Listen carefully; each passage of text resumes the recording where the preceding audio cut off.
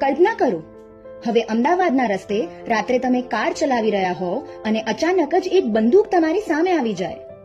આ કોઈ ફિલ્મની સ્ટોરી નથી. એવી જ એક રાત હતી નવા વર્ષની શરૂઆત, 1998.